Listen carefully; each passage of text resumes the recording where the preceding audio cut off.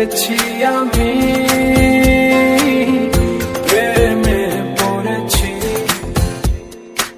প্রথম দেখাতেই তার প্রেমে পড়েছি।